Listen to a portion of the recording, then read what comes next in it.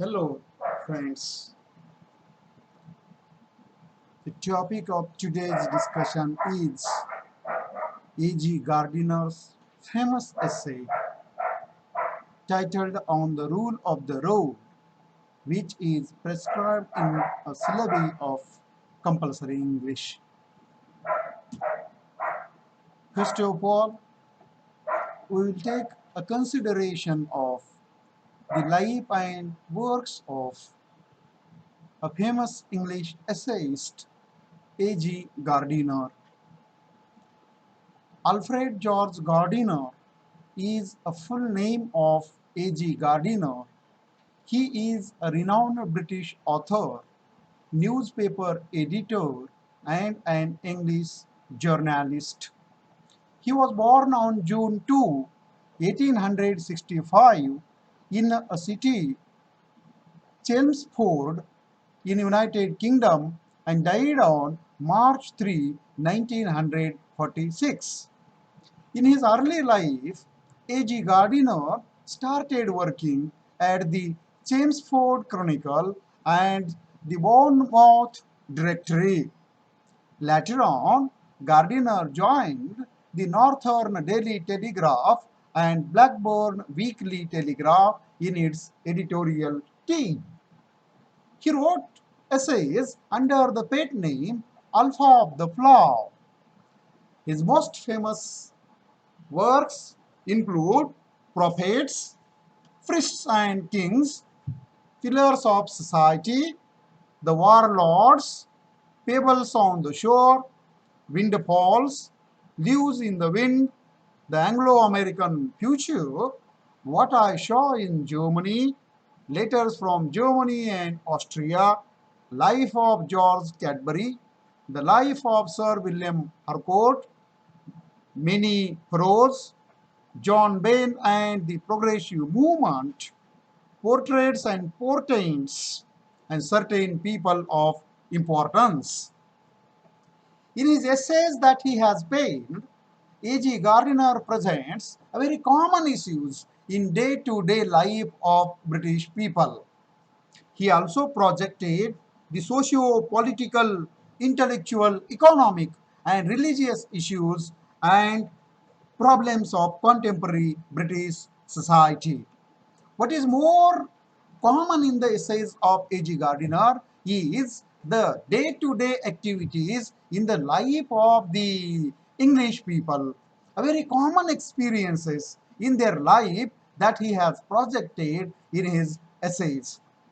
One of the essays prescribed in our syllabi under the title On the Rule of the Road is extracted from his anthology titled Leaves in the Wind.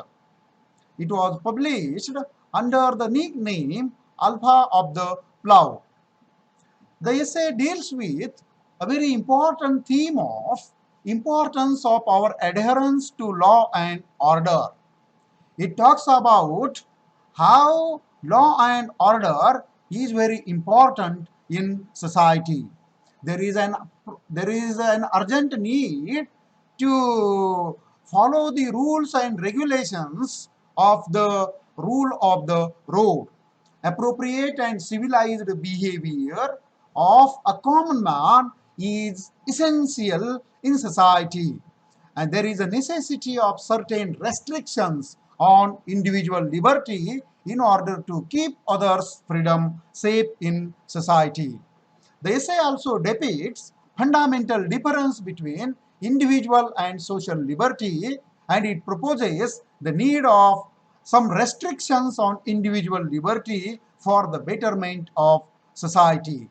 E.G. Gardiner in this essay differs social liberty from individual liberty. He makes a clear-cut difference between individual liberty and social liberty by citing many instances. At the outset of the essay, Gardiner defines the concept of liberty and especially individual liberty.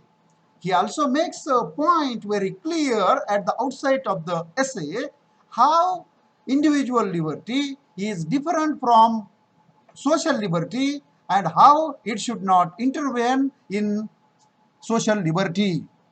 Gardiner gives a very common example of a fat old woman who is walking in the middle of the road instead of the pavement. It was pointed out to her that the pavement was the place for foot passengers and not for her walking. At that time, she replied, I am going to walk where I like. We have got liberty now. So this answer of the old lady is confused one, because such kind of liberty, such kind of individual liberty has not given to any individual in society. If such liberty has given to the old fat woman, then such liberty has also given to a car driver or a taxi driver or a truck driver to to walk on the pavement instead of the main road. And if it happens, as the old woman will walk on the main road and the vehicles will run on the pavement, individual liberty would become social anarchy according to A.G. Gardiner.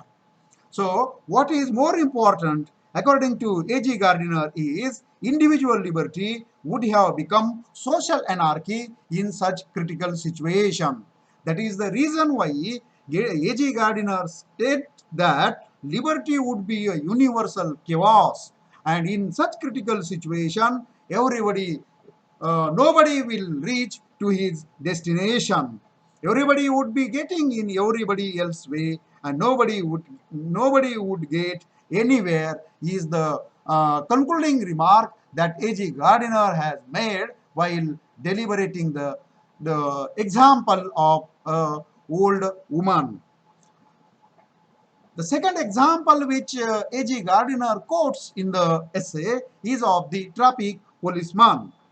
When the policeman stand on the chalk, especially Piccadilly Circus, which is a name that A.G. Gardiner has cited, and when he stands in the middle of the road and puts up his hand, he is a symbol not of tyranny but of liberty. But some of the passengers feel that their liberty has been outraged by the traffic policeman. And they also ask a question, how dare this fellow interfere their free use of the public highway? Then if you are a reasonable person, if you are a rational person, you will not ask such kind of question to the traffic policeman. You will reflect that if he did not present there, incidentally interfere with you, he would interfere with no one, and the result would be that Piccadilly Circus would be a maelstrom that you would never cross at all, and there will be accident. So what is more important according to Gardiner is the place of the traffic policeman in the chalk who curtails individual liberty which interfere in the social liberty. Gardiner says that curtailment of private liberty in order to enjoy a social order is more important, and hence Gardiner makes a clear-cut point that liberty is not a personal affair only but a social contract. It is an accommodation of interest according to Gardiner. In matters which do not touch anybody else's liberty, then there is individual liberty. And A.G. Gardiner gives different examples of personal liberty, such as if you want to put a short hair or a long hair, it's your individual liberty. If somebody wants to walk with barefoot, nobody will ask you a question because it's your individual liberty. If he wants to make a dye to your hair, it's your individual liberty. If he wants to make your mousy long, or if you want to wax the mousy, nobody will ask you a question. If you wear a tall hat, nobody will ask you a question. If you wear funny clothes and walk on the road, the people will laugh, but they will not ask you a question. In the matters of eating, in the matters of early or late sleeping, in the matters of religion to follow, nobody will ask you a question, because all these examples are beautiful examples of individual liberty and not of the social liberty. Nobody will object on your personal affairs, because you have full freedom that has been given to enjoy so far as personal or individual liberty is concerned. Gardiner states that one can enjoy individual freedom, but it should not interfere in others' freedom. Gardiner's point is very clear in all these examples, that a person can enjoy individual liberty as he or she wishes, but such freedom should be in the limit of an individual person. Then he used the examples of social liberty and how individual liberty is different from social liberty. He used the example of a person who practices on the trombone from midnight till 3 in the morning in his house. He has not disturbed to anyone, because the time was of the late night and all the members in his family as well as the neighbors were in sleep. If he went on to the top of Helvian to do it, he could please himself, but if he do it in his bedroom, his family will object. And if he do it out in the streets, the neighbors will remind him that his liberty to blow the trombone must not interfere with the liberty to sleep in quiet. So what I want to say simply is that if the trombone player play the trombone in his house, nobody will object. But if the trombone player play the trombone in the open space at daytime, it will disturb the individual liberty of the neighbors, and the neighbors will definitely object on his playing on the trombone. There are a lot of people in the world, Gardiner says, and he has to accommodate his liberty to their liberties, because liberty, as he has already defined, is not a personal affair. It is a social contract. Individual liberty, hence, Gardiner puts, must not interfere with others' liberty. Then he gives an example of his traveling in a railway carriage at a country station in one of the morning. He was reading a book, and he was a sincere reader. He was reading Tristram Shandy or Treasure Island in the midst of an earthquake. But when the train goes to a next station, a couple of men entered in the railway, one of whom talked to his friend for the rest of the journey in a loud and pompous voice, which disturbs the reading of the narrator. He was one of those people who remind one of that story of Home 2. Meeting of a person immense swagger in the street, stopped him and said, "Excuse me, sir, but are you someone in particular?" So this gentleman was someone in particular. He wants to show that he is different from the others. But the narrator cannot ask him a question to stop his talking. Narrator wanted to read a book, but one of the fellow travelers began talking loudly. He had not the social sense. The author says that the person should have taken care not to disturb anyone. So this example itself proves that how the passenger disturbs the individual liberty of the narrator. Actually, the passenger has no legal right of disturbing the social liberty, disturbing the social liberty because he is crossing his boundaries. He is crossing his individual liberty which is assigned to him, and hence Gardiner states that the passenger has no right to interfere in the social liberty of the narrator. The next point, which is very important in this essay that A.G. Gardner has put forth in front of the readers, is women are less civilized than men. He makes a very bold statement, and in order to prove his statement, he says that a man is better trained in social behavior than women. And he gives an example of a queue for taking the tickets of a railway journey. At the time, in the queue, the women are behave rudely, stating that I am a woman and I have to take the ticket first.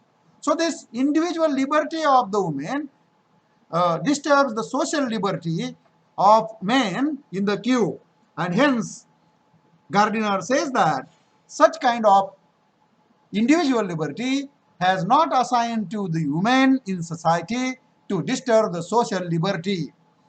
The queue, the women should also go in a queue in order to take the ticket of the railway journey. Gardiner also gives an example of a person who bought a gramophone and disturbed others. Purchasing a gramophone is an individual liberty, as Gardiner puts forth, but playing a gramophone in a central place and disturbing the neighbors and the passers-by is not the right point on the part of the gramophone player, because he has not given such kind of individual liberty. Gardiner states that we have both liberties to preserve, individual as well as social liberty. What is more important in the essay is whose liberty is important. Whose liberty is important. The narrator's friend does not like street pianos, and whenever he finds them, he orders them away. There is an old lady who loves to listen to the music played on the street piano. Both of them have a liberty either to listen to and not to listen to the street piano. It is difficult to decide whose liberty is more important. The world is complex, as Gardiner puts forth, and we should try to find a balance between individual liberty and social liberty. The rule of the road is an example of the social rules. The rule of the road is an example of the social liberty, you may say, that we need to follow. There is an urgent need to follow the rules of the road. If the passers-by or the passengers have not followed the rules of the road, then there will be accident, there will be anarchy, there will be chaos, and nobody will reach to their destination. It is very much true that all of us have liberty, all of us have individual liberty, but we should also understand our responsibility which is assigned on our shoulder. Our responsibility is to see that the others are not harmed or disturbed or troubled because of our behavior. Such kind of social sense, such kind of social conduct, social behavior is the urgent need of the hour, according to A.G. Gardiner. So in a nutshell, A.G. Gardiner's On the Rule of the Road speaks about social liberty in comparison to individual liberty. He gives so many examples of individual liberty. At the same time, he puts forth the examples of social liberty. By giving both of the examples of individual and social liberty, Gardiner wants to prove that individual liberty should not interfere in social liberty. Everyone has a right to enjoy individual freedom, but his or her individual freedom should not intervene, should not interfere in the social liberty of others. People give up a small amount of individual liberty in order to preserve a collective liberty. People agree to obey traffic laws. They give up some liberties to maximize the liberty of all to drive in a safe and efficient fashion. This is similar to our freedom to steal or murder of this freedom. Gardiner says that we must give up our desire to steal or murder because we want that others should not steal from us or murder us. Hence, the social liberties can only be guaranteed by collective agreement to surrender certain individual liberty. Therefore, Gardiner states that there should be restrictions on individual liberty in order to keep others' freedom intact for the betterment and amelioration of any society. So we must consider liberty as a social contract and not as a personal affair. Then and then only everyone in society can live together in harmony. And this is the urgent need according to A.G. Gardiner. So A.G. Gardiner's On the Rule of the Road gives a clear-cut idea about individual liberty and